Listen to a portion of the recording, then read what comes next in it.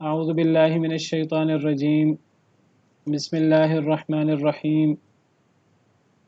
ولتصغى إليه أفئدة الذين لا يؤمنون بالآخرة وليرضوه وليقترفوا ما هم مقترفون.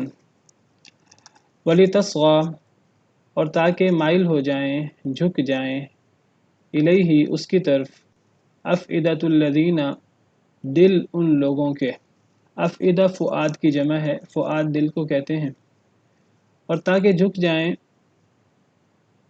تاکہ مائل ہو جائیں، الیہ اس کی طرف، افئدۃ الذین ان لوگوں کے دل، لا یؤمنون بالآخرہ جو ایمان نہیں رکھتے آخرت پر، ولیرضوہ اور تاکہ وہ اسے پسند کریں، ولیقترفوا اور تاکہ وہ کمائیں، ما ہم مقترفون جو وہ کماتے ہیں۔ اس آیت کریمہ کا تعلق میں نے کل ذکر کیا تھا، کل وقت ختم ہو گیا تھا، بلکہ کچھ ٹائم اوپر ہو گیا تھا، تو پھر میں نے ذکر کیا تھا کہ آیت نمبر 112 اور آیت نمبر 113 ایک دوسرے سے متعلق ہیں۔ تو آیت نمبر 112 ہم نے کل پڑھ لی تھی، اور ہم نے اس میں پڑھا تھا کہ اللہ تعالیٰ فرماتے ہیں کہ ہم نے ہر نبی کے دشمن بنائے ہیں، بڑے بڑے دشمن۔ جتنا اللہ کا نبی اور قریبی اور ولی ہوتا ہے، اتنے اس کے دشمن بھی بڑے ہوتے ہیں۔ تو اللہ فرماتے ہیں ہر نبی کے دشمن ہیں، وہ چاہے وہ شیطان ہے۔ نبی کا دشمن تو شیطان ہی ہوگا، نبی تو معصوم ہوتا ہے اللہ کی طرف سے، تو نبی کا دشمن کوئی نیک شخص تو نہیں ہو سکتا کبھی بھی، تو نبی کا دشمن وہ اتنا ہی بڑا شیطان ہوگا۔ تو یہ شیطان جو نبی کے دشمن ہیں، یہ انسانوں میں سے بھی ہو سکتے ہیں اور جنوں میں سے بھی ہو سکتے ہیں، اور زیادہ تر جو انسان ہیں چونکہ ان کا واسطہ زیادہ پڑتا ہے نبی سے، وہ نبی پر ایمان نہیں لاتے، جب وہ ایمان نہیں لاتے جو انسانوں کے شیطان ہیں، تو پھر وہ مخالفت بھی زیادہ کرتے ہیں، وہ روڑے بھی زیادہ اٹکاتے ہیں، وہ تکلیفیں بھی زیادہ دیتے ہیں۔ تو اللہ تعالیٰ نے پہلے انسانوں کا ذکر کیا ہے، پھر جنوں کا ذکر کیا ہے۔ تو قرآن کریم میں کس کا ذکر پہلے ہے، کس کا ذکر بعد میں ہے، یہ سب چیزیں ان میں کوئی نہ کوئی حکمت ہے اللہ تعالیٰ کی، اس میں کوئی نہ کوئی معنی کے اندر فرق پڑتا ہے، کیونکہ یہ کوئی انسانی کلام نہیں ہے کہ بغیر سوچے سمجھے کلام ہو گیا ہو، یہ اللہ رب العالمین کا کلام ہے جو علم سے بھرپور ہے اور جو ہر طرح کی حکمت دانائی سے بھرپور ہے۔ تو ہر نبی کے دشمن شیطان ہیں، اور وہ انسانوں کے شیطان ہیں اور جنوں کے شیطان ہیں، اور یہ بعض کو وہی کرتے ہیں، زخرف القولی، چکنی چپڑی باتیں، ایسی باتیں جو دیکھنے میں بڑی بہتر نظر آتی ہیں لیکن در حقیقت بالکل پھوکی ہوتی ہیں، غرور، دھوکے کی باتیں۔ تو یہ کون سی چکنی چپڑی باتیں ہیں، کون سے دھوکے کی باتیں ہیں جو نبی کے دشمن، چاہے وہ انسانوں کے شیطان ہوں چاہے وہ جنوں کے شیطان ہوں، وہ ایک دوسرے کو وہی کرتے ہیں، ایک دوسرے تک یہ باتیں پہنچاتے ہیں۔ تو یہ یعنی نبی کی جو دعوت ہے توحید کی، جو سب سے پہلے توحید کی دعوت ہے، ایک اللہ وحدہ لا شریک کی عبادت کی جائے اور اس کے علاوہ سب سے برات کا اظہار کیا جائے، سب کی عبادت سے۔ پھر رسالت کا عقیدہ ہے، پھر دیگر عقائد ہیں، بعث بعد الموت، جنت جہنم، اور جو کچھ کتاب و سنت میں اللہ تعالیٰ نے احکامات دیے ہیں۔ تو جب نبی صلی اللہ علیہ وسلم یہ عقائد لوگوں کے سامنے پیش کرتے ہیں، قرآن کریم کی صورت میں، احادیث مبارکہ کی صورت میں، اور لوگوں کو عقلی نقلی دلائل دیتے ہیں ان عقائد کے بارے میں، تو ان عقائد کا الٹا سیدھا رد لوگوں کو گمراہ کرنے کے لیے، لوگوں کو بہکانے کے لیے، یہ جو نبی کے دشمن ہیں، وہ انسانوں کے شیطان ہوں یا جنوں کے شیطان ہوں، وہ اللہ تعالیٰ کی طرف سے نبی جو دلائل پیش کرتے ہیں مختلف عقائد پر، مختلف ایمان کی باتوں پر، تو ان دلائل کا جو رد الٹا سیدھا رد ہوتا ہے۔ تو وہ رد اصل میں شیطان، چاہے وہ انسانوں کے شیطان ہوں چاہے وہ جنوں کے شیطان ہوں، کوئی ایک اس کا الٹا سیدھا ایک رد تلاش کر لیتا ہے، مخالفت کرنی ہے، الٹی سیدھی دلیل تلاش کر لیتا ہے، پھر وہ دلائل وہ ایک طرف سے دوسری طرف جاتے ہیں، ایک بندہ دوسرے بندے کو بتاتا ہے، انسانوں کو بتاتے ہیں جو اسلام کے دشمن ہوتے ہیں، نبی کے دشمن ہوتے ہیں، جن وہ شیطان اور جن، یہ جو شیطان ہے یہ جنوں میں سے، یہ بھی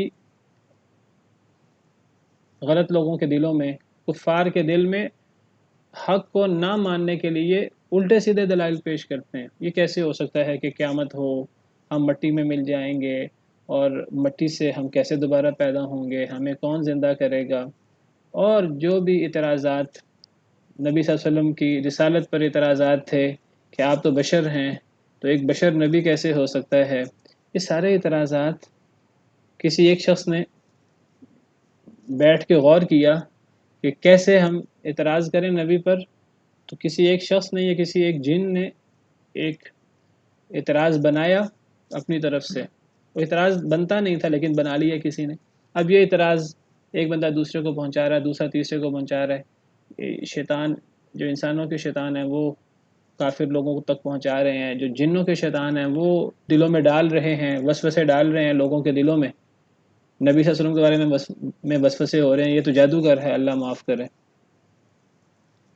اور جو بھی جس قسم کے اعتراضات مشرکین کرتے رہے نبی صلی اللہ علیہ وسلم کی دعوت پر، اور آج تک جو اعتراضات غیر مسلم کرتے ہیں، ایتھیسٹ ملحد لوگ کرتے ہیں، اور اللہ معاف کرے اب تو مسلمانوں میں بھی ایسے لوگ ہیں جو دین اسلام کے بارے میں ہی، احادیث مبارکہ کی حقانیت کے بارے میں، قرآن کریم کی حقانیت پر اب مسلمان کہلانے والے بھی اعتراضات کرنا شروع ہو گئے ہیں۔ یہ وہی اعتراضات ہیں جو ایک دفعہ کوئی کر دیتا ہے پھر وہی اعتراضات ادھر سے ادھر جاتے رہتے ہیں، تو بعض کو وہ اعتراضات وہی کرتے رہتے ہیں۔ وہ خوشنما باتیں نظر آتی ہیں دیکھنے میں، حقیقت ان کی نہیں ہوتی، وہ دھوکے کی باتیں ہوتی ہیں۔ اللہ فرماتے ہیں اگر آپ کا رب چاہتا تو وہ یہ کام نہ کرتے، اگر اللہ چاہتا تو اللہ ان کو زبردستی روک دیتا، لوگوں کے دلوں میں ایسے اعتراض ڈالنے سے اللہ روک دیتا، انسانوں کے شیطانوں کو، جنوں کے شیطانوں کو، لیکن اللہ نے زبردستی روکا نہیں، کیونکہ اگر اللہ تعالیٰ یہ اعتراضات یہ ایک دوسرے کو لوگ پیش نہ کر سکتے، اگر جنوں کے شیطان وہ کفار تک اس قسم کے اعتراضات وسوسہ نہ ڈال سکتے تو پھر آزمائش نہ ہوتی۔ اللہ تو آزمائش چاہتے ہیں، اور اللہ نے اختیار دے رکھا ہے، اللہ نے انسانوں کے ساتھ نیک فرشتے بھی لگا رکھے ہیں، اور انسانوں کے ساتھ اللہ نے شیطان جن بھی لگا رکھے ہیں، نیکی کی باتیں بھی انسان تک پہنچتی رہتی ہیں، اللہ کی طرف سے مدد بھی ہوتی رہتی ہے، اور شیطان بھی کھلا چھوڑا ہوا ہے، اللہ نے شیطان کے چیلے چانٹے وہ بھی اللہ نے کھلے چھوڑے ہوئے ہیں۔ شیطان انسانوں میں شیطان وہ بھی وسوسے ڈالتے رہتے ہیں، الٹی سیدھی باتیں کرتے رہتے ہیں۔ اللہ نے یہ چیزیں ان پر پابندی اس لیے نہیں لگائی تاکہ اختیار باقی رہے، تاکہ آزمائش باقی رہے۔ اگر اللہ چاہتا تو وہ یہ کام نہ کر سکتے، یعنی یہ کوئی اللہ کے نظام میں خلل نہیں ہے، یہ کوئی اللہ رب العالمین کے، اللہ معاف کرے، یہ نہیں ہے کہ اللہ تو ان کو روکنا چاہتے تھے کہ دین اسلام کے خلاف اعتراضات نہ ہوں، لیکن اللہ ان کو روک نہیں سکے، اور اللہ کے نظام میں انہوں نے خلل ڈال کر زبردستی یہ اعتراضات پھیلا دیے۔ نہیں، یہ سب کچھ اللہ کے دیے ہوئے اختیار سے ہو رہا ہے، اللہ کی مشیت سے ہو رہا ہے۔ کون سی مشیت؟ پھر وہی بات آ جائے گی، ایک مشیت کونی ہے، ایک مشیت شرعی ہے، تو مشیت کونی سے یہ سارے معاملات ہو رہے ہیں۔ فَذَرْهُمْ وَمَا يَفْتَرُونَ کا سینے چھوڑ دیجئے، اور جو یہ جھوٹ گھڑتے ہیں اسے چھوڑ دیجئے۔ تو یہ آیت کریمہ ہم نے کل پڑھی تھی، میں نے تھوڑی سی اس کی مزید وضاحت کر دی ہے۔ تو انہی الٹے سیدھے اعتراضات دین اسلام کے خلاف، قرآن کریم کے خلاف، احادیث مبارکہ کے خلاف، اللہ تعالیٰ کی توحید کے خلاف، اللہ تعالیٰ کی صفات کے خلاف، نبی کریم صلی اللہ علیہ وسلم کی رسالت کے خلاف، جو بھی اعتراضات، اسلامی سزاؤں کے خلاف لوگ اعتراضات کرتے رہتے ہیں، یہ اصل میں انسانوں اور جنوں میں جو شیاطین ہیں وہ ایک دوسرے کو یہ اعتراضات پہنچاتے رہتے ہیں، اور یہ اصل میں چکنی چپڑی باتیں ہیں، دھوکے کی باتیں ہیں، اور یہ ایک دوسرے تک پہنچتی رہتی ہیں۔ اللہ اگر چاہتے تو وہ یہ کام نہ کر سکتے، لیکن اللہ نے آزمائش کے لیے ان کو ڈھیل دے رکھی ہے۔ پھر اللہ فرماتے ہیں وَلِتَصْغَىٰ إِلَيْهِ، تاکہ مائل ہو جائیں ان باتوں کی طرف، اس زخرف القول کی طرف، یہ جو چکنی چپڑی باتیں ہیں، میں نے ذکر کیا تھا کل کہ زخرف سونے کو کہتے ہیں، یعنی ایسی چیز جو دیکھنے میں بڑی خوشنما نظر آئے۔ یہ اعتراضات دیکھنے میں سونے کی طرح نظر آتے ہیں، دیکھنے میں لگتا ہے جیسے بہت ویلڈ اعتراض ہے، لیکن اگر بندہ غور کرے، اس کی حقیقت تک پہنچے، تو بالکل پھوکا اعتراض ہوتا ہے، بالکل اس کے پیچھے کوئی حیثیت نہیں ہوتی۔ لیکن جس نے نہیں ماننا ہوتا، جس نے قرآن کو نہیں ماننا، جس نے حدیث کو نہیں ماننا، جس نے نبی کریم صلی اللہ علیہ وسلم کو نہیں ماننا، جس نے آخرت کو نہیں ماننا، تو اسے تنکے کا سہارا بھی ملے، اسے کوئی پھس پھسا سا اعتراض بھی ملے، تو یہ تو بڑا اعتراض ہے۔ تو جو لوگ آخرت پر ایمان نہیں رکھتے خاص طور پر، تو ایسے لوگوں کے دل ان چیزوں کی طرف مائل ہوتے ہیں، ان کو ایسی چیزیں بڑی اچھی لگتی ہیں، وَلِيَرْضَوْهُ، تاکہ وہ اسے پسند کریں۔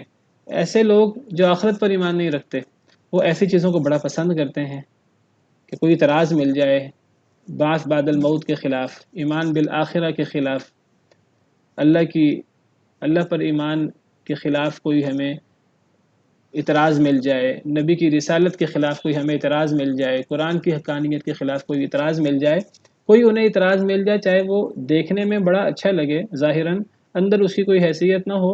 یہ بات یاد رکھیے ہمیشہ، جو دین اسلام کے دلائل ہیں، کتاب و سنت کے دلائل ہیں، اصل دلائل وہ ہیں، گہرائی میں اگر جایا جائے تو وہ بہت مضبوط دلائل ہیں، اور اسلام کے دلائل کے مقابلے میں کبھی کفر نہیں ٹھہر سکتا۔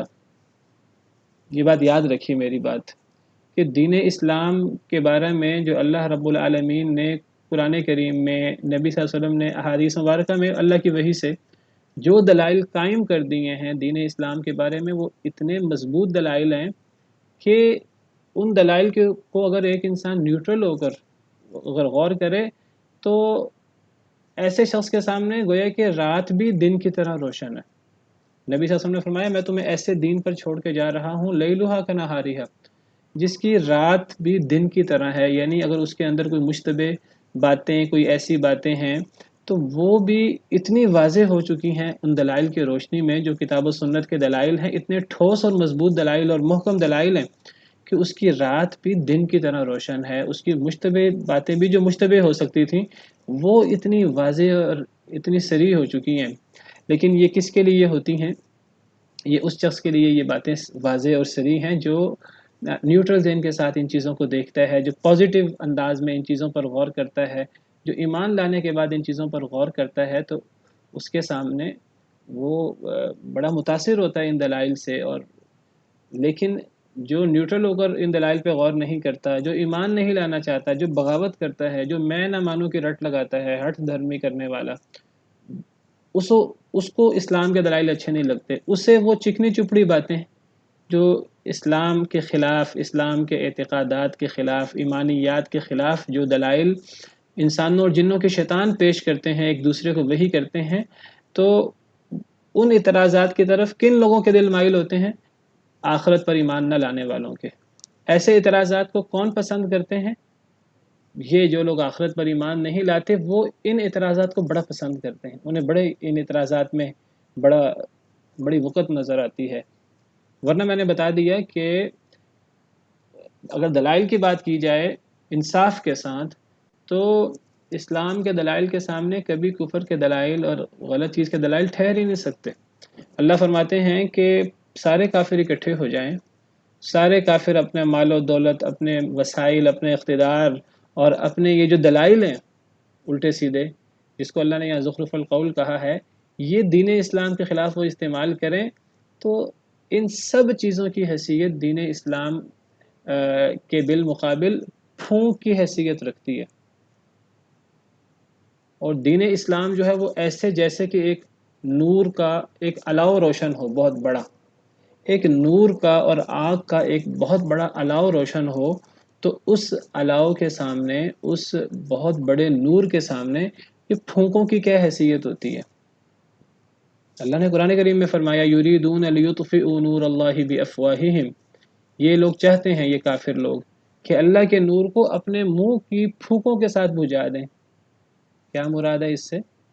اس سے مراد یہ ہے کہ کافر لوگ اپنی ساری صلاحیتیں صرف کرتے ہیں، اپنی صلاحیتیں، اپنے اقتدار، اپنا مال و دولت، جو کچھ ان کے پاس ہے، اور اپنے دلائل الٹے سیدھے اعتراضات دین اسلام کے خلاف، اپنی بڑی بڑی تدبیریں، وہ سمجھتے ہیں کہ یہ تدبیریں ایسی ہیں جو پہاڑوں کو ڈھا دیں، اتنی بڑی بڑی تدبیریں، وہ اکٹھے ہو جاتے ہیں دین اسلام کے خلاف۔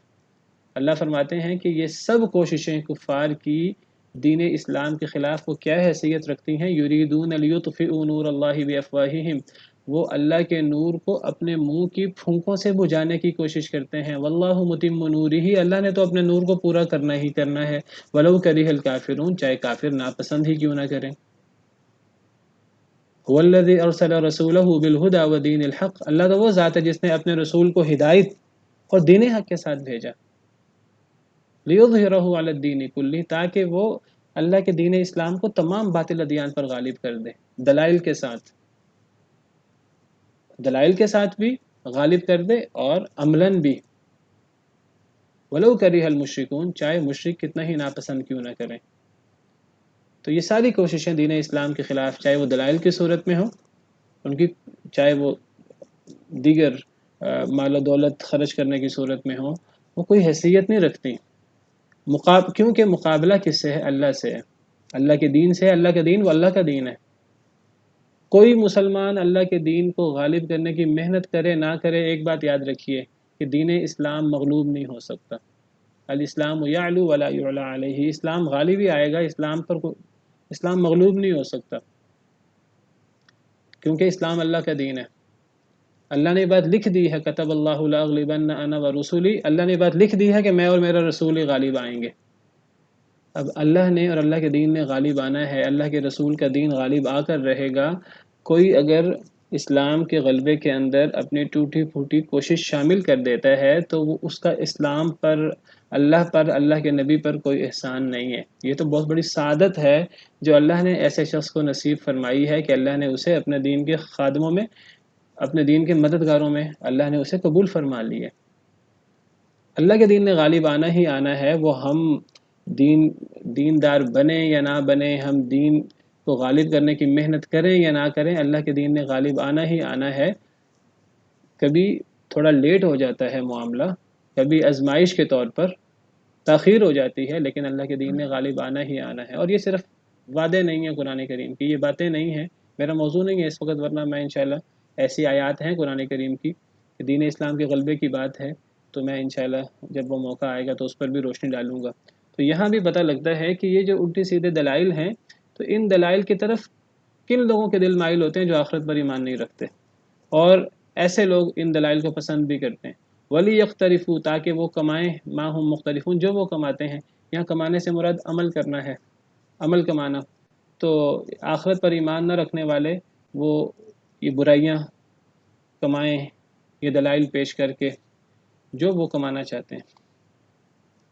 افغیر اللہ ابتغی حکما وهو الذی انزل الیکم الکتاب مفصلا، کیا پس اللہ کے علاوہ میں تلاش کروں حکم، فیصلہ کرنے والا؟ حکم کہتے ہیں فیصلہ کرنے والے کو۔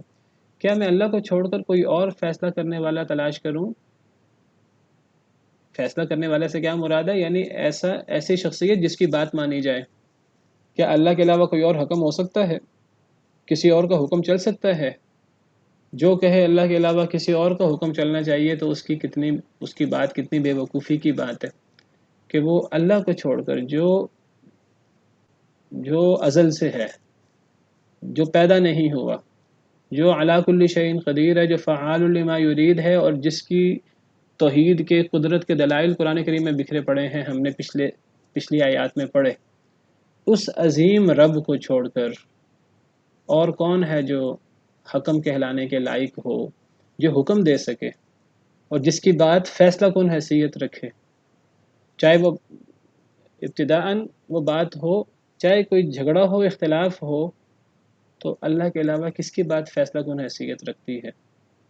اختلاف کی صورت میں وَمَا اخْتَلَفْتُمْ فِيهِ مِنْ شَيْءٍ فَحُكْمُهُ إِلَى اللَّهِ، تم جس میں بھی اختلاف کرو اس کا فیصلہ اللہ کریں گے۔ سورہ شورى کی آیت ہے۔ اللہ کریں گے یا اللہ کے نبی صلی اللہ علیہ وسلم؟ سورہ نساء میں ہے فَإِن تَنَازَعْتُمْ فِي شَيْءٍ فَرُدُّوهُ إِلَى اللَّهِ وَالرَّسُولِ، اگر تمہارا کسی شے میں تنازع ہو جائے، اختلاف ہو جائے، اسے اللہ اور رسول کی طرف لوٹا دو. اور سورہ شورى میں فرمایا اللہ کی طرف لوٹا دو. اللہ کی طرف لوٹانا اور اللہ کے رسول کی طرف لوٹانا ایک ہی بات ہے، کیونکہ رسول کی بات اللہ کی بات سے ٹکراتی نہیں ہے، رسول کی بات اللہ کی بات ہی ہوتی ہے. تو کیا اللہ کے علاوہ میں کوئی اور حکم تلاش کروں؟ حکم تو وہ ہوتا ہے، حکم دینے والا تو وہ ہوتا ہے، فیصلہ کرنے والا تو وہ ہوتا ہے جو پیدا کرنے والا ہو. یہ بھی نقطہ سمجھ لیجئے کہ حکم دینے کا، اپنی بات منوانے کا اختیار کس کے پاس ہوتا ہے؟ وہ صرف خالق کے پاس ہوتا ہے. اللہ تعالیٰ نے سورہ اعراف کے اندر اپنی عظمت اور اپنی قدرت کے دلائل پیش کرنے کے بعد فرمایا الا لہ الخلق والامر، خبردار اللہ کے لیے ہی تخلیق ہے تو اللہ کا ہی امر ہے، اسی کے لیے تخلیق ہے، اسی کے لیے خلق ہے اور اسی کے لیے ہی امر ہے. تو جس کی خلقت ہوتی ہے، جو تخلیق کرتا ہے وہی فیصل ہوتا ہے. تو جو خالق ہے اس کو چھوڑ کر کیا میں حکم تلاش کروں؟ کیا میں کفار اور مشرکین کی بات مانوں کہ میں اللہ کی بات مانوں؟ وَهُوَ الَّذِي أَنزَلَ إِلَيْكُمُ الْكِتَابَ مُفَصَّلًا، اور وہ ذات ہے جس نے نازل کیا تمہارے اوپر کتاب کو مفصل طور پر، تفصیل کے ساتھ. تو فیصلہ کرنے والی ذات اللہ کی ہی ہے. ان الحکم الا للہ، نہیں ہے فیصلہ کا اختیار مگر اللہ کو. فالحکم للہ العلی الکبیر، بس حکم تو صرف اللہ کے لیے ہے جو بہت بلند ہے، بہت بڑا ہے. تو اللہ کے علاوہ کوئی حکم نہیں ہو سکتا. اللہ وہ ذات ہے جس نے تمہارے اوپر کتاب کو نازل کیا ہے، قرآن کریم کو، مفصلہ، تفصیل کے ساتھ. تو اس سے پتہ لگتا ہے کہ قرآن کریم میں احکام کی تفصیل موجود ہے. قرآن کریم میں احکام مجمل نہیں ہے. قرآن کریم میں احکام ہم نے دنیا کیسے گزارنی ہے، اور ہم نے اپنی آخرت جو ہماری اصل زندگی ہے اس کے اندر اگر کامیاب ہونا ہے تو کیسے کامیاب ہونا ہے، ہم نے دنیا اور آخرت کی کامیابی، ہم نے جنت کیسے حاصل کرنی ہے، قرآن کریم میں یہ باتیں تفصیل کے ساتھ بیان کر دی گئی ہیں. چاہے وہ اعتقاد سے متعلق ہوں، چاہے وہ عبادات سے متعلق ہوں، چاہے وہ معاملات سے متعلق ہوں، چاہے وہ بین الاقوامی امور ہوں، مسلموں کے ساتھ ہمارے معاملات، اخلاقیات، غیر مسلموں کے ساتھ ہمارے معاملات، ہر چیز کی تفصیل ہم نے. رزق کیسے کمانا ہے، ہم نے تعلیم کا ہمارا سسٹم کیا ہونا چاہیے، ہمارا معاشرت کا سسٹم کیا ہونا چاہیے، ہر چیز کی تفصیل قرآن میں موجود ہے. آپ کہیں گے کہ قرآن میں بہت سی باتوں کی تفصیل موجود نہیں ہے. اصل میں جب بات کتاب کی آتی ہے تو کتاب کے اندر قرآن بھی آتا ہے، اور قرآن کی شرح اور قرآن کی تشریح، قرآن کا بیان جس کو حدیث کہتے ہیں، وہ بھی کتاب کے اندر ہی آ جاتا ہے. تو کیا اللہ کو چھوڑ کر میں حکم تلاش کروں، کسی اور کی بات مانوں اللہ کو چھوڑ کر؟ میں تو اللہ کی بات مانوں گا. یہ اللہ تعالیٰ نبی صلی اللہ علیہ وسلم کو حکم دے رہے ہیں. نبی صلی اللہ علیہ وسلم یہ بات اللہ کی طرف سے کہہ رہے ہیں کہ کیا میں اللہ کو چھوڑ کر کسی اور کو حکم بناؤں، حالانکہ اللہ نے تم پر کتاب کو اتارا ہے تفصیل کے ساتھ. یعنی گویا کہ اللہ ہی حکم ہے، اللہ کا ہی فیصلہ چلے گا، کیونکہ دنیا اللہ کی ہے، ہم سب اللہ کے مخلوق ہیں، اور اللہ خالق ہیں، اللہ ازل سے ہیں اور اللہ ابد تک رہیں گے. تو اللہ حکم ہے، اللہ کا فیصلہ چلے گا. اور اللہ کا فیصلہ کیسے چلے گا، کیسے پتہ لگے گا اللہ کا فیصلہ کیا ہے؟ کتاب کی صورت میں. اللہ نے تمہارے اوپر کتاب کو نازل کر دیا. اور یہ نہ سمجھنا کہ کتاب میں کچھ مسائل کی تفصیل موجود نہیں ہے، کتاب مفصل ہے، ہر مسئلے کا حل موجود ہے. ہمارا دین اسلام ضابطۂ حیات ہے، یاد رکھیے. ضابطۂ حیات مفصل اس چیز کو کہتے ہیں جس کے اندر ہر مسئلے کا حل موجود ہو. ہاں یہ ہو سکتا ہے کہ کچھ مسائل کا حل صراحتاً موجود ہو، کچھ مسائل کا حل اشارتاً موجود ہو. جن باتوں کا حل صراحتاً موجود ہے، جو بھی قرآن کریم کو پڑھنے والا ہے اور قرآن کریم کو زیادہ پڑھتا ہے وہ اسے صراحتاً وہ حل مل جاتا ہے. اور کچھ ایسے حل ہیں قرآن میں، اور میں نے ذکر کیا کہ کتاب سے مراد کتاب کی تشریح حدیث مبارکہ بھی آ جاتی ہے. تو کچھ ایسے تفصیل ہے، کچھ ایسے مسائل کا حل ہے جو ہمیں صراحتاً نہیں ملتا. قرآن کریم میں وہ اشارتاً، قرآن کریم کی دین اسلام کی، قرآن و حدیث کی گہرائیوں میں اس کو اجتہاد کر کے، کوشش کر کے، محنت کر کے نکالنا ہوتا ہے۔ قرآن و سنت سے وہ چیزیں مل جاتی ہیں، محنت کر کے، اجتہاد کر کے وہ علماء کرتے ہیں۔ تو دین اسلام میں ہر مسئلے کا حل موجود ہے، قیامت تک آنے والے ہر مسئلے کا حل موجود ہے۔ یہ ہمارے ایمان کا حصہ ہے۔ ہم یہ نہیں کہہ سکتے کہ کتاب میں، تو میں بتا رہا ہوں کتاب سے مراد اللہ کا قانون ہے یہاں، چاہے وہ قرآن میں ہو، چاہے وہ صحیح حدیث مبارکہ میں ہو۔ تو قرآن و حدیث میں، دین اسلام میں ہر مسئلے کا حل موجود ہے۔ تو ہم اللہ کو چھوڑ کر کسی اور کو حکم کیسے بنائیں، جس اللہ نے تم پر دین اسلام نازل کیا ہے، کتاب اور کتاب کی تشریح نازل کی ہے، اور وہ مفصل ہے۔ کتاب احکمت آیاتہ ثم فصلت من لدن حکیم خبیر، سورہ ہود کے شروع میں اللہ فرماتے ہیں یہ ایک ایسی کتاب ہے جس کی آیتیں بڑی محکم ہیں، بڑی حکمت والی ہیں، بڑی مضبوط ہیں اپنا معنی بیان کرنے میں۔ ثم فصلت، پھر ان کی تفصیل بیان کر دی گئی ہے، من لدن حکیم خبیر، اللہ رب العالمین کی طرف سے جو حکیم بھی ہے اور خبیر بھی ہے۔ کیسے تفصیل بیان کر دی گئی ہے؟ قرآن کریم کی بعض آیات کی تفسیر وضاحت دوسری آیات میں، یا قرآن کریم کی آیات کی تفسیر اور وضاحت اللہ تعالیٰ نے نبی صلی اللہ علیہ وسلم پر وحی خفی سنت کی صورت میں نازل فرما دی۔ تو اللہ نے ایسی کتاب نازل کی ہے کہ جو محکم بھی ہے، اپنے دلائل میں بڑی واضح ہے، اپنے مسئلے کو بیان کرنے میں بڑی واضح ہے اور بڑی مفصل ہے۔ ان کے اندر مسائل کا حل صراحتاً موجود ہے یا اشارتاً موجود ہے۔ ہر مسئلے کا حل کتاب و سنت میں مل جائے گا۔ اللہ فرماتے ہیں ما فرطنا فی الکتاب من شیء، ہم نے پیچھے پڑھا سورہ نام کے شروع میں ہی کہ ہم نے کتاب میں کوئی کمی نہیں چھوڑی، ہر مسئلے کا حل موجود ہے۔ دوسری آیت کریمہ میں اللہ فرماتے ہیں وَنَزَّلْنَا عَلَيْكَ الْكِتَابَ تِبْيَانًا لِكُلِّ شَيْءٍ، سورہ نحل، کہ اے نبی صلی اللہ علیہ وسلم ہم نے آپ پر ایسی کتاب اتاری ہے کہ جس میں ہر شے کا کافی شافی بیان موجود ہے۔ تو اللہ وہ ذات ہے جنہوں نے تمہارے اوپر کتاب کو مفصلاً تفصیل کے ساتھ نازل فرمایا ہے۔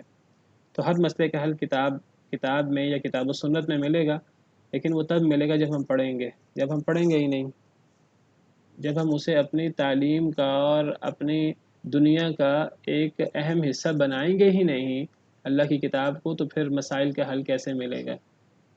جب ہم اپنا رہبر اور رہنما غیر مسلموں کو بنائیں گے، ہم سارے نظام عدالت، نظام قضاء، تعلیم کا نظام، معیشت کا نظام، معاشرت کا نظام، ہم سارے نظام جب ہم نے غیروں سے لینے ہیں تو پھر مسئلوں کا حل کیسے ہوگا؟ پھر دین اسلام کی روشنی میں تو مسئلوں کا حل نہیں ہوگا، پھر گویا کہ اللہ کو چھوڑ کر ہم نے غیروں کو حکم بنا لیا ہے۔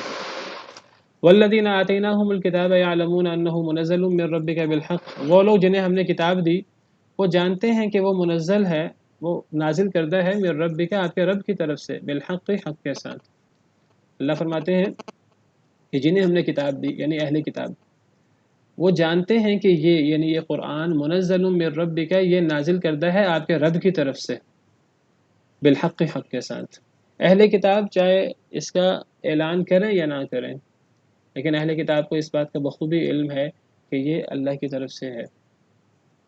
ہم پیچھے پڑھ آئے ہیں کہ الذین آتیناہم الکتاب یعرفونہ کما یعرفون ابناءہم، کہ جن کو ہم نے کتاب دی وہ اس قرآن کو ایسے پہچانتے ہیں جیسے اپنے بیٹوں کو پہچانتے ہیں۔ قرآن کی سچائی اور قرآن کی حقانیت پر انہیں اتنا یقین ہے جتنا انہیں اپنے بیٹوں کے اپنا بیٹا ہونے پر یقین ہے۔ وہ اسی طرح جو ہے وہ قرآن پر وہ ایمان رکھتے ہیں۔ ایک الگ بات ہے وہ اس کو مانے یا نہ مانے۔ فلا تکونن من الممترین، پس ہرگز نہ آپ ہو جائیے من الممترین، شک کرنے والوں میں سے۔ اے نبی صلی اللہ علیہ وسلم، یہ قرآن اہل کتاب بھی اندر سے جانتے ہیں کہ یہ اللہ کی طرف سے حق کے ساتھ اترا ہے، تو اے نبی صلی اللہ علیہ وسلم ہرگز آپ شک کرنے والوں میں سے نہ ہو جائیں۔ خطاب نبی کریم صلی اللہ علیہ وسلم کو ہے، بتایا امت کو جا رہا ہے کہ کوئی امتی جو نبی صلی اللہ علیہ وسلم کو اپنا نبی مانتا ہے اور وہ دین اسلام کو اپنا دین مانتا ہے، تو وہ کبھی قرآن کریم کی حقانیت پہ، قرآن کریم اور اس کی جو شرح ہے حدیث مبارکہ، اس کی حقانیت میں شک نہ کرے۔ یہ وہ اللہ کی کتاب اور یہ وہ اللہ کے احکامات ہیں جو اللہ کی طرف سے نازل ہوئے ہیں، اور تفصیل کے ساتھ اللہ نے یہ احکامات بیان فرمائے ہیں۔ ان احکامات کو اور اس کتاب کو تو اہل کتاب بھی جانتے ہیں کہ یہ اللہ کی طرف سے ہے، وہ مانے یا نہ مانے وہ ایک الگ بات ہے۔ تو کسی مسلمان کو کتاب و سنت کے احکامات کے بارے میں شک میں مبتلا نہیں ہونا چاہیے کہ پتہ نہیں اللہ کی طرف سے ہیں کہ نہیں، پتہ نہیں یہ سچے ہیں کہ نہیں، یہ اللہ کے وعدے جو قرآن و سنت میں موجود ہیں پتہ نہیں پورے ہوں گے کہ نہیں ہوں گے۔ آپ ہرگز شک کرنے والوں میں سے نہ ہو جائیں۔ خطاب نبی کریم صلی اللہ علیہ وسلم سے ہے اور مراد آپ کی امت ہے۔ وَتَمَّتْ كَلِمَةُ رَبِّكَ صِدْقًا وَعَدْلًا، اور مکمل ہو گئی آپ کے رب کی بات سچائی کے ساتھ اور عدل کے ساتھ۔ یعنی یہ جو قرآن کریم کی بات ہو رہی ہے پچھلی آیات سے، قرآن کریم بنیاد ہے دین اسلام کی، قرآن کریم حدیث مبارکہ۔ آپ کے رب کی بات مکمل ہو گئی صدقاً سچائی کے ساتھ، وعدلا اور عدل کے ساتھ۔ کیا مطلب؟ یعنی اللہ رب العالمین کی جتنی باتیں ہیں قرآن کریم میں، احادیث مبارکہ میں، اس ساری کی ساری باتیں سچی بھی ہیں اور عادلانہ بھی ہیں۔ دین اسلام کا ہر حکم سچا ہے، غلط نہیں ہے، جھوٹا نہیں ہے، اور عدل پر مبنی ہے، بے انصافی اور ظلم پر مبنی نہیں ہے، اور یہ ایک مومن کا اعتقاد ہونا چاہیے۔ اور اللہ معاف کرے، اللہ معاف کرے، جس مومن کا، چاہے وہ اپنے آپ کو مسلمان کہلائے، چاہے وہ اپنے آپ کو مومن کہلائے، جو مرضی اپنے آپ کو کہلائے، جو قرآن و سنت کے احکامات میں شک کرتا ہے، جو کتاب و سنت کے وعدوں کو اس پر اسے یقین نہیں ہے، وہ انہیں پوری طرح سچا نہیں سمجھتا، جو کتاب و سنت کے احکامات، کتاب و سنت کی سزائیں، کتاب و سنت کی تعلیمات میں وہ سمجھتا ہے کہ یہاں انصاف نہیں ہوا، یہاں عدل نہیں ہوا، یہاں مرد عورت کے درمیان عدل و انصاف باقی نہیں رکھا گیا، عورت سے ظلم ہو گیا ہے، فلاں سے ظلم ہو گیا ہے، یہ سزائیں تو وحشیانہ ہیں، تو آپ یاد رکھیے کہ یہ سری کفر ہے۔ گویا کہ ایسا شخص وہ اللہ رب العالمین کے کلمات کو، دین اسلام کی باتوں کو سچا نہیں مان رہا یا عادلانہ نہیں مان رہا۔ اللہ رب العالمین کے سارے کلمات سچے بھی ہیں اور عدل پر بھی مبنی ہیں۔ اللہ سے بڑھ کر کون سچا ہو سکتا ہے؟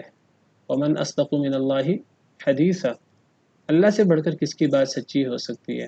ومن اصدق من اللہ قیلا، اللہ سے بڑھ کر کس کا قول سچا ہو سکتا ہے؟ اور اللہ سے بڑھ کر کون عادل ہو سکتا ہے؟ اللہ سے بڑھ کر کون انصاف کرنے والا ہو سکتا ہے؟ اللہ تعالیٰ تو ذرہ برابر بھی نا انصافی نہیں کرتے، ذرہ برابر بھی ظلم نہیں کرتے۔ ان اللہ لا یظلم مثقال ذرہ، اللہ ذرہ برابر بھی ظلم نہیں کرتے۔ دیکھیے، دین اسلام کا کوئی حکم ہمیں سمجھ نہ آئے، ہمیں اس کی حکمت سمجھ نہ آ رہی ہو، ہم سمجھنے کی کوشش کر سکتے ہیں، ہم سوال کر سکتے ہیں۔ اگر ہمیں خود سمجھ نہیں آ رہی، خود مطالعہ کریں، اسٹڈی کریں آیات و احادیث کا۔ نہ سمجھ آئے علماء سے پوچھ لیں، فاسألوا اہل الذکر ان کنتم لا تعلمون، اور جب بھی علماء سے پوچھنا ہے کبھی بھی اعتراض کے انداز میں نہ پوچھیے۔ دیکھیے، ایک ہوتا ہے دین اسلام کے احکامات پر اعتراض، اور ایک ہوتا ہے دین اسلام کے احکامات کو سمجھنے کی کوشش، دونوں میں زمین و آسمان کا فرق ہے۔ میں نے پچھلے دنوں آپ کے سامنے قرآن کریم کی آیت پیش کی تھی جس میں اللہ نے فرمایا تھا الذین آمنوا ولم یلبسوا ایمانہم بظلم اولئک لہم الامن وہم مہتدون، جو لوگ ایمان لائے اور انہوں نے اپنے ایمان کو ظلم کے ساتھ خلط ملط نہیں کیا، ان لوگوں کے لیے امن بھی ہے اور یہ لوگ ہدایت یافتہ بھی ہیں۔ اس آیت کریمہ کے بارے میں صحابہ کرام کو سمجھ نہ آئی کہ اس آیت کریمہ کا مطلب کیا ہے۔ صحیح بخاری کی حدیث ہے، کہنے لگے کہ کون شخص ہے جو ایمان بھی لائے اور ایمان لانے کے بعد اس سے ظلم نہ ہو۔ ظلم کا لفظی مطلب ہوتا ہے کہ وضع شیء فی غیر محلہ، ایک شے کو اس کی اصل جگہ کے بجائے کسی اور جگہ رکھ دینا، یعنی گویا کہ ہر غلطی چھوٹی ہو یا بڑی ہو وہ ظلم ہے۔ تو صحابہ کرام کو جو اس آیت کا ایک ظاہری سا معنی تھا وہ یہ تھا کہ جو بھی ایمان لائے اور ایمان کے ساتھ ظلم نہ کرے تو وہ قیامت کے دن امن میں ہوگا اور ہدایت یافتہ ہوگا۔ تو صحابہ کرام پریشان ہو گئے کہ ظلم یعنی غلطی تو ہر ایک سے ہو جاتی ہے، ایمان لانے کے بعد بھی انسان معصوم تو نہیں ہوتا، غلطی تو ہر ایک سے ہو جاتی ہے، کیا مطلب ہے اس آیت کا؟ لیکن آپ دیکھیے کہ صحابہ کرام کو پتہ تھا کہ اللہ کی ساری باتیں سچی ہیں، اللہ کی ساری باتیں عادلانہ ہیں، عدل پر مبنی ہیں، حکمت پر مبنی ہیں، تو صحابہ کرام نے اعتراض نہیں کیا بلکہ صحابہ کرام نے پوچھا نبی صلی اللہ علیہ وسلم سے کہ کیا مطلب ہے اس آیت کریمہ کا؟ اس آیت کریمہ سے تو محسوس ہو رہا ہے کہ ایمان کے ساتھ جو ظلم نہ کرے وہ قیامت کے دن ہدایت یافتہ ہوگا، اس کے لیے قیامت کے دن امن ہوگا. کون ہے جو ظلم نہ کرے؟ تو نبی صلی اللہ علیہ وسلم نے فرما دیا کہ اے میرے صحابہ، یہاں ظلم سے مراد وہ سب سے بڑا ظلم ہے جس کو، جو ظلم عظیم ہے، جو سورہ لقمان میں تم نے کیا وہ لقمان حکیم کی بات نہیں سنی، ان الشرک لظلم عظیم، کہ شرک ظلم عظیم ہے. تو یہاں ظلم سے مراد شرک ہے، نبی صلی اللہ علیہ وسلم نے وضاحت فرما دی. تو ایک ہے کہ ہمیں کتاب و سنت کی کوئی بات سمجھ میں نہ آئے تو ہمارا کام ہے ہم اس کو سمجھنے کے لیے تگ و دو کریں، اس کو سمجھنے کے لیے کوشش کریں. صحابہ کرام کے دور میں نبی صلی اللہ علیہ وسلم موجود تھے، نبی صلی اللہ علیہ وسلم موجود ہوں تو انسان نبی صلی اللہ علیہ وسلم کی احادیث مبارکہ کی طرف غور کرے، توجہ کرے اور ان سے مسئلے کو سمجھنے کی کوشش کرے. نہ سمجھ آئے تو علماء سے مسئلے کو پوچھے، فَاسْأَلُوا أَهْلَ الذِّكْرِ إِن كُنتُمْ لَا تَعْلَمُونَ. اور پوچھے تو اعتراض کر کے نہ پوچھے، یعنی حکمت تلاش کرنے کے لیے. مجھے یہ بات سمجھ میں نہیں آ رہی، مجھے یہ بات سمجھا دیجئے، مجھے سمجھ نہیں آ رہی، میرا فہم ناقص ہے، میری عقل ناقص ہے، مجھے پورا مطالعہ نہیں ہے، پوری اسٹڈی نہیں ہے قرآن و حدیث کی، مجھے یہ بات سمجھا دیجئے. یہ انداز ہے ایک مسلمان کا. لیکن جو لوگ اللہ اور اللہ کے رسول کے احکامات کے بارے میں شکوک و شبہات رکھتے ہیں، جو ان پر اعتراضات رکھتے ہیں، ان کا انداز یہ نہیں ہوتا. وہ اعتراض کرتے ہیں یہ کیا، یہ اسلام میں رجم کی سزا بھی موجود ہے، چور کا ہاتھ کاٹ دیا جائے، سب کو ٹنڈا بنا دیا جائے. اللہ معاف کرے، اللہ معاف کرے. ہمارے ہی مسلمان کہلانے والے ہمارے حکمران اور کچھ لوگوں نے یہ کمنٹس بھی پاس کیے کہ ہم اسلامی سزا، چوری کی سزا نافذ کر دیں، سارے پاکستان کو ٹنڈا بنا دیں. ایک تو اسلام کی چوری کی سزا پر اعتراض کیا اور دوسرا پورے پاکستانیوں کو جو ہے چور قرار دیا. اللہ معاف کرے. کیا پورا پاکستان چور ہے؟ جب اسلام کے احکامات نافذ ہوتے ہیں، 2 لوگوں پر 3 لوگوں پر احکامات نافذ ہوتے ہیں، پورے معاشرے کے اندر اصلاح ہو جاتی ہے اور نہ ہی پورا معاشرہ چور ہوتا ہے. اسلام کے احکامات، اسلام کی تفصیلات، چاہے وہ سزائیں ہیں، چاہے وہ جو بھی احکامات ہیں، وہ عین سچائی پر اور عین عدل پر مبنی ہے. کسی کو سمجھ نہ آئے تو وہ پوچھ لے اسلام میں رجم کی سزا کیوں رکھی گئی ہے. علماء نے اس کی حکمتیں بھی بیان کی ہیں. چوری کی سزا ہاتھ کاٹنا کیوں رکھی ہے، علماء نے اس کی حکمتیں بھی بیان کی ہیں. لیکن اس کو حکمت تک رکھنا چاہیے. اگر سمجھ آ جائے تو فبی ہے، بہت اچھی بات ہے. نہ سمجھ آئے کبھی ان چیزوں کو پر اعتراض نہ کریں، کبھی ان چیزوں کو نہ جھٹلائیں. ہمارے ایمان کا حصہ ہے کہ قرآن کریم کے احکامات، دین اسلام کے احکامات، وہ ایک تو اللہ کی طرف سے نازل کردہ ہیں. ہمارا پورا دین، قرآن ہو یا سنت ہو، اللہ کی طرف سے نازل کردہ ہے اور وہ سچائی پر مبنی ہے اور وہ عدل پر مبنی ہے. ایک بہت بڑا اصول ہے. آپ کے سوچنے کا انداز ہی بدل جائے گا. آپ اپنے آپ کو ہلکا سمجھ لیجئے، چھوٹا سمجھ لیجئے. ہم ناقص ہیں، ہم مخلوق ہیں، ہم پیدا ہوئے ہیں تو ہماری عقل بھی ناقص ہو سکتی ہے. ممکن ہے ہمیں ایک بات سمجھ میں نہ آ رہی ہو، اور دین اسلام کے احکامات پر جو اعتراض کرنے والا ہے وہ در حقیقت اپنی عقل کو فائق رکھتا ہے. وہ سمجھتا ہے میں تو بڑا عقل مند ہوں.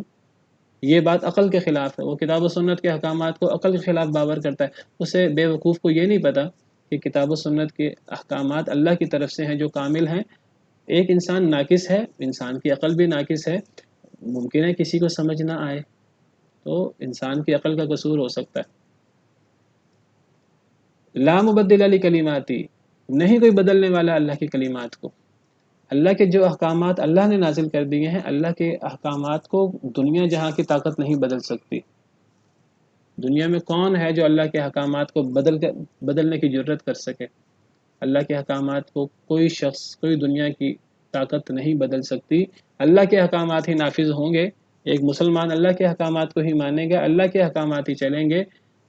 کبھی اللہ کے حکام کے علاوہ کسی اور شخص کی بات، ذاتی بات نہیں چلے گی، چاہے وہ کتنا ہی بڑا حکمران کیوں نہ ہو، چاہے وہ کتنا ہی بڑا صاحب اقتدار کیوں نہ ہو، چاہے وہ امریکہ کا، یورپی ممالک کا صدر ہی کیوں نہ ہو، چاہے وہ پاکستان کا، اسلامی ممالک کا صدر ہی کیوں نہ ہو، چاہے وہ کتنا بڑا عالم کیوں نہ ہو. کسی کی ذاتی بات اللہ کی بات کے بالمقابل نہیں آ سکتی. نہیں ہے کوئی بدلنے والا اللہ کی کلمات کو. اللہ کی کلمات کو کوئی بدل نہیں سکتا. کوئی کوشش کرے، کوشش کر لے. بڑی کوشش کی لوگوں نے، کفار نے بھی، اور اللہ معاف کرے مسلمانوں میں بھی فاسق و فاجر رہے ہیں، اللہ کے احکامات کو بدلنے کی کوشش کی. لیکن اللہ کے احکامات، جو سچے احکامات ہیں وہ باقی رہتے ہیں. جو کوششیں ہیں وہ ساری ہباء منصورہ ہو جاتی ہیں. وَهُوَ السَّمِيعُ الْعَلِيمُ، اور وہ اللہ تعالیٰ بہت سننے والا، بہت جاننے والا ہے. اللہ کو پتہ ہے کہ کون کیسی کوشش کر رہا ہے. اللہ کو بخوبی علم ہے اور اللہ اس کے مطابق حساب لیں گے. دنیا تو آزمائش کا گھر ہے، اللہ دنیا میں ڈھیل دے دیتے ہیں اور پکڑ بھی کر لیتے ہیں، لیکن اصل پکڑ آخرت میں ہے. وَإِن تُطِعْ أَكْثَرَ مَنْ فِي الْأَرْضِ يُضِلُّوكَ عَنْ سَبِيلِ اللَّهِ، اور اگر آپ اطاعت کریں اے اللہ کے نبی صلی اللہ علیہ وسلم، اکثر من فی الارض، زمین کے اکثر لوگوں کی، یضلوک عن سبیل اللہ، وہ گمراہ کر دیں گے آپ کو اللہ کے رستے سے. ایک بہت بڑا اصول بیان ہوا، ایک بہت بڑی سچائی بیان ہوئی کہ اے نبی صلی اللہ علیہ وسلم، اگر آپ اطاعت کریں اکثر لوگوں کی جو زمین میں ہیں، اگر آپ اکثر اہل زمین کی اطاعت کریں تو وہ آپ کو اللہ کے رستے سے گمراہ کر دیں گے. کیا مطلب؟ کہ اس زمین کے اکثر رہنے والے وہ اللہ کے رستے سے گمراہ ہوتے ہیں، وہ صحیح راہ پر نہیں ہوتے. اکثر لوگ زیادہ تر گمراہ ہوتے ہیں. تو اکثریت دلیل نہیں ہوتی. ہمارے ہاں کئی لوگ اکثریت کو دلیل کے طور پر پیش کرتے ہیں، بلکہ ہمارے ہاں پورا ایک سسٹم، پورا ایک نظام ہے جمہوریت، اور جمہوریت کے اندر اکثریت کو بنیاد بنایا جاتا ہے. لوگوں کی حکومت، لوگوں کے لیے، لوگوں کے ذریعے. وہ کہتے ہیں اکثریت فیصلہ کریں گی. نہیں، جس بارے میں کتاب و سنت کی تفصیلی احکامات موجود نہیں ہیں، جہاں اللہ نے گنجائش رکھی ہوئی ہے، وہ ایک الگ چیز ہے. جہاں کتاب و سنت کے صریح احکامات موجود ہیں، اب شراب جائز ہونی چاہیے کہ نہیں جائز ہونی چاہیے ایک اسلامی ملک میں، تو یہ اکثریت اس کا فیصلہ نہیں کر سکتی.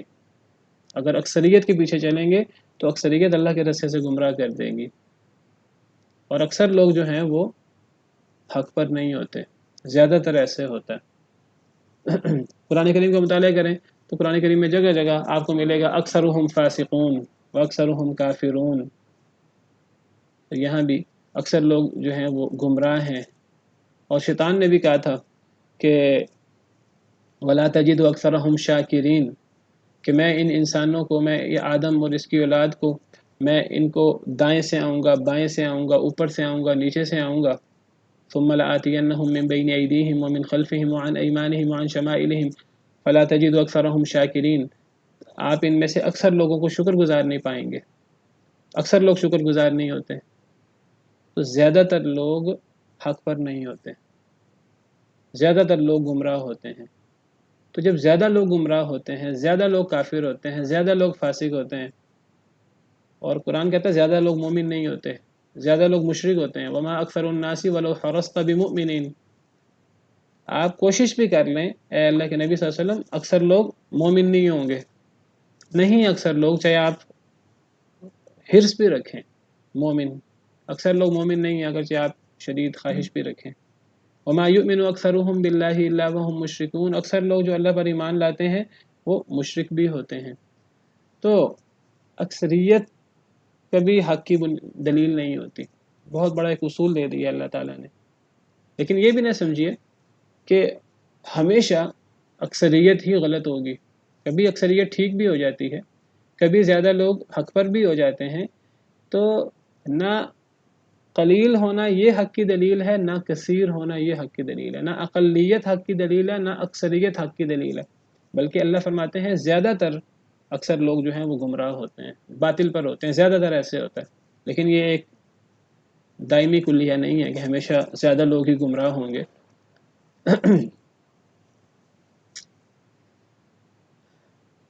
تو اقلیت بھی حق کی دلیل نہیں ہے، اکثریت بھی حق کی دلیل نہیں ہے. زیادہ تر اکثر لوگ گمراہ ہوتے ہیں. تھوڑے لوگ ایمان والے ہوتے ہیں، تھوڑے لوگ حق پر ہوتے ہیں. اللہ نے فرمایا تھا وَقَلِيلٌ مِّنْ عِبَادِيَ الشَّكُورُ. میرے بندوں میں تھوڑے لوگ شکر گزار ہیں.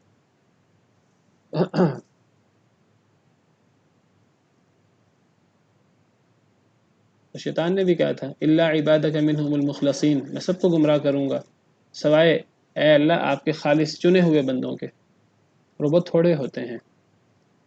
عام طور پہ نیک لوگ تھوڑے ہوتے ہیں. تو اکثریت بہرحال حق کی دلیل نہیں ہوتی. حق کی دلیل کتاب و سنت کے دلائل ہوتے ہیں، اللہ رسول کی بات ہوتی ہے. وَكَيْفَ تَكْفُرُونَ وَأَنْتُمْ تُتْلَى عَلَيْكُمْ آيَاتُ اللَّهِ وَفِيكُمْ رَسُولُ. تم کفر کیسے کر سکتے ہو؟ تم میں اللہ کی آیتیں تلاوت کی جاتی ہیں اور تم میں اللہ کا رسول موجود ہے. پتہ لگا کہ دلیل اللہ کی آیتیں ہوتی ہیں، اللہ کا رسول ہوتا ہے. اللہ کا رسول خود موجود نہ ہو تو اس کی احادیث مبارکہ ہوتی ہیں. قرآن یا حدیث دلیل ہوتی ہے. ترکت فیکم امرین لن تضلوا ما ان تمسکتم بہما کتاب اللہ و سنتی. تو میں دو چیزیں چھوڑ کے جا رہا ہوں، ان کو مضبوطی سے پکڑ لو گے کبھی گمراہ نہیں ہوگے. تو دلیل کتاب و سنت ہوتی ہے، چاہے اس کتاب و سنت پر عمل کرنے والے زیادہ لوگ ہوں یا تھوڑے ہوں. چاہے کتاب و سنت پر عمل کرنے والے تھوڑے ہوں تو تھوڑے ہونا وہ اس کو حق ہونے سے نکال نہیں دے گا. اقلیت اگر دین اسلام پر عمل کرنے والی ہو تو اقلیت حق پر ہوگی. کتاب و سنت کے دلائل پر عمل کرنے والے اکا دکا لوگ ہوں، پوری دنیا جو ہے وہ کتاب و سنت پر عمل نہ کرے تو اکا دکا لوگوں کی بات صحیح ہوگی. سیدنا ابراہیم علیہ السلام دیکھیے، اللہ فرماتے ہیں ان ابراہیم کان امتا قانتا للہ حنیفہ. ابراہیم علیہ السلام امت تھے، اکیلے ہی امت تھے. قانتا للہ حنیفہ، اللہ کے فرما بردار تھے، یک طرفہ تھے. ولم یکن من المشرکین، مشرک نہیں تھے. ابراہیم علیہ السلام اکیلے ہی امت تھے، اکیلے ہی توحید پر تھے. سارے لوگ جو ہیں وہ مشرک تھے، ان کے مخالف تھے، ان کے باپ سمیت. تو حضرت ابراہیم علیہ السلام کا اکیلے حق پر ہونا، ایک شخص کا حق پر ہونا، یہ اس بات کی دلیل نہیں تھا کہ سارے لوگ چونکہ زیادہ ہیں تو وہ حق پر ہیں. حضرت ابراہیم حق پر نہیں ہے. حضرت ابراہیم اکیلے تھے تو حق پر تھے، تو وہی امت تھے. ایک شخص بھی پوری امت ہو سکتا ہے، ایک شخص بھی جماعت ہو سکتا ہے. نبی صلی اللہ علیہ وسلم نے فرمایا تھا کہ یہود 71 فرقوں میں بٹے، عیسائی 72 فرقوں میں بٹے. مسلمانوں کے بارے میں فرمایا تم 73 فرقوں میں بٹو گے، اور فرمایا ان 73 فرقوں میں سارے کے سارے جہنمی ہوں گے سوائے ایک کے. تو ایک حق پر ہوگا، تھوڑے لوگ حق پر ہوں گے، 72 گمراہ ہوں گے، جہنمی ہوں گے. وہ ایک کون سا حق پر ہوگا؟ گروہ، وہی الجماعہ. بعض احادیث میں ہے، بعض روایات میں ہے ما انا علیہ واصحابی، جو اس دین پر ہے جو میرا اور میرے صحابہ کا دین ہے، چاہے وہ تھوڑے ہوں. اور فرمایا کہ دین اسلام اجنبی شروع ہوا تھا اور ایک وقت آئے گا کہ دین اسلام اجنبی ہو جائے گا. تھوڑے لوگ دین اسلام پر عمل کریں گے. ایک وقت آئے گا کہ دین اسلام پر عمل کرنا ایسے ہوگا جیسے ہاتھ میں انگارے کو لینا. لیکن اس کا مطلب یہ نہیں کہ اکثر لوگ جو غلطی پر ہیں وہ حق پر ہیں، وہ صحیح ہیں. تھوڑے لوگ حق پر ہوں گے. فطوبى للغرباء الذين يفسدون ما اصلح الذين يصلحون ما افسد الناس. ان اجنبی لوگوں کے لیے خوش بختی ہو جو لوگوں نے فساد کر دیا ہے تو وہ اس کی اصلاح کریں. تو تھوڑے لوگ اصلاح کرنے والے ہوتے ہیں، تھوڑے لوگ حق پر ہوتے ہیں. تو اکثریت دلیل نہیں ہوتی حق کی. سیدنا عمر رضی اللہ عنہ نے دیکھا ایک شخص کو کہ وہ دعا کر رہا تھا اللہم اجعلنی من القلیل، اے اللہ مجھے تھوڑے لوگوں میں شمار کر دے. سیدنا عمر رضی اللہ عنہ نے اس کو ڈانٹا، ناراض ہوئے کہ تم کیا دعا کر رہے ہو، میں نے یہ دعا کبھی نہیں سنی، تم یہ کیا دعا کر رہے ہو، اللہ مجھے تھوڑے لوگوں میں سے کر دے. تو وہ عرض کرنے لگا کہ میں نے قرآن کریم کا مطالعہ کیا ہے، مجھے قرآن کریم میں جگہ جگہ اکثریت گمراہی پر نظر آئی ہے. اکثرهم فاسقون اکثرهم کافرون وان تطیع اکثر من فی الارض یضلوک عن سبیل اللہ. ایک آیت میں تو اللہ نے فرمایا قل لا یستوی الخبیث والطیب ولو اعجبک کثرۃ الخبیث. اے نبی صلی اللہ علیہ وسلم، کبھی بھی ناپاکی اور پاکی برابر نہیں ہو سکتے، اگرچہ ناپاکی کی کثرت زیادہ ہی کیوں نہ ہو جائے، آپ کو ناپاکی کی کثرت اچھی ہی کیوں نہ لگے، کبھی بھی ناپاکی اور پاکی برابر نہیں ہو سکتے. چاہے پاکی پر عمل پیرا تھوڑے لوگ ہوں اور ناپاکی پر عمل پیرا زیادہ لوگ ہوں، ناپاکی پاکی برابر نہیں ہوگی. ہمیشہ پاکی اس کو فوقیت ہوگی چاہے عمل کرنے والے تھوڑے ہوں. تو وہ عرض کرنے لگا کہ میں تو قرآن کریم کا مطالعہ کیا ہے تو مجھے تو قرآن کریم میں ہمیشہ جو ہے وہ زیادہ لوگ گمراہی پر نظر آئے ہیں، اور مجھے تھوڑے لوگ، اللہ ان کی تعریف کرتے ہیں کہ تھوڑے لوگ جو ہیں وہ شکر گزار ہیں. تھوڑے لوگ ہیں جو جھگڑوں کے اندر جو ہیں وہ ایک دوسرے پہ ظلم زیادتی نہیں کرتے. وَإِنَّ كَثِيرًا مِنَ الْخُلَطَاءِ لَيَبْغِي بَعْضُهُمْ عَلَى بَعْضٍ إِلَّا الَّذِينَ آمَنُوا وَعَمِلُوا الصَّالِحَاتِ وَقَلِيلٌ مَّا هُمْ. اکثر جو شریک ہوتے ہیں کاروبار وغیرہ میں، ایک دوسرے پہ ظلم کرتے ہیں سوائے ایمان والوں کے جو اللہ سے ڈرنے والے ہیں. اور وہ کتنے تھوڑے ہیں جو جھگڑا نہیں کرتے. اکثر جو شریک ہونے والے ہیں کاروبار وغیرہ میں یا دیگر چیزوں میں ایک دوسرے پر زیادتی کرتے ہیں. تھوڑے لوگ ہیں جو ایمان والے ہیں وہ نہیں کرتے اللہ سے ڈرتے ہوئے. تو وہ عرض کرنے لگا میں اس لیے اللہ سے دعا کر رہا ہوں اللہ تعالیٰ مجھے ان تھوڑے شکر گزار لوگوں میں، ان تھوڑے نیک لوگوں میں مجھے شمار کر دے.